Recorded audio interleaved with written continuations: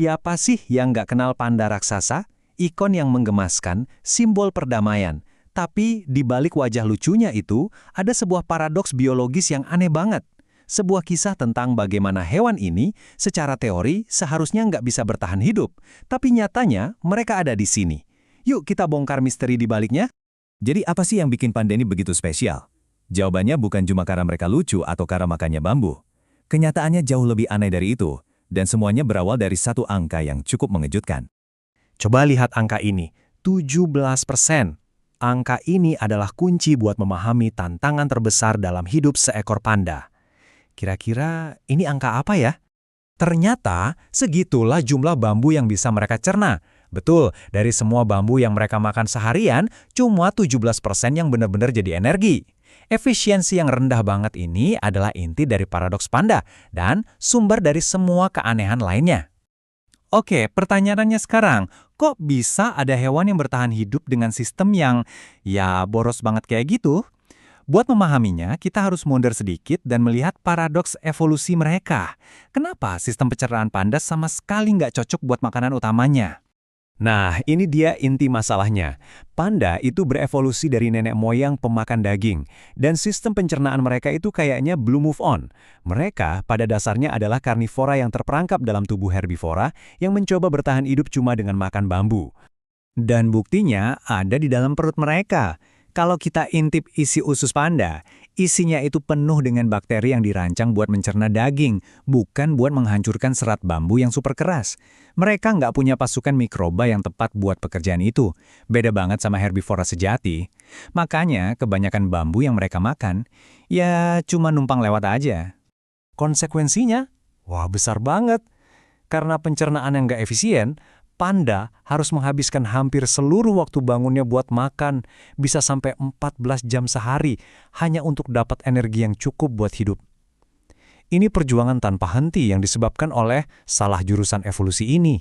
Nah, yang lebih menarik lagi, pola makan yang aneh ini ternyata jadi kunci buat memahami salah satu ciri mereka yang paling ikonik, warna hitam putihnya. Kelihatannya nggak nyambung kan? Tapi ternyata keduanya terhubung dengan cara yang nggak kita duga. Coba deh pikirin, pertanyaan ini mungkin kedengarannya aneh, tapi sebenarnya penting banget. Kenapa alam kasih mereka warna yang begitu mencolok, kalau hidup mereka aja udah susah, harus makan terus-terusan cuma buat dapat energi? Jawabannya adalah kamuflase ganda yang super cerdas. Bulu putihnya itu sempurna buat menyamar di habitat pegunungan yang bersalju. Sementara itu, bulu hitamnya membantu mereka bersembunyi di bawah bayang-bayang hutan tropis yang lebat. Mereka butuh dua-duanya, dan alasannya, ya kembali lagi ke pola makan mereka yang buruk. Ini dia penghubungnya. Karena makanan bambu itu rendah kalori, panda nggak bisa menimbun cukup lemak buat hibernasi selama musim dingin. Artinya, mereka harus terus aktif cari makan sepanjang tahun, pindah-pindah dari pegunungan bersalju ke hutan tropis. Jadi, warna hitam putih mereka itu bukan pilihan gaya, tapi seragam wajib untuk bertahan hidup di dua dunia yang sangat berbeda. Tapi fungsinya lebih dari sekedar kamuflase loh. Telinga hitam mereka itu bisa jadi sinyal peringatan buat predator. Dan lingkaran mata hitam ikonik mereka, itu membantu panda buat saling kenal. Atau mungkin buat nunjukin siapa yang lebih dominan kesaingannya. Keunikan biologis panda ini telah menjadikannya ikon global, tapi perannya nggak berhenti di situ. Percaya atau nggak, hewan ini juga telah menjadi salah satu diplomat paling kuat dan paling tidak terduga di panggung dunia. Ini dikenal sebagai diplomasi panda, sebuah strategi unik di mana Tiongkok meminjamkan harta karun nasionalnya sebagai simbol persahabatan dan alat soft power untuk membangun hubungan internasional. Dan praktek ini bukan hal baru loh, udah ada sejak zaman dinasti Tang. Tapi di era modern, praktek ini jadi lebih strategis.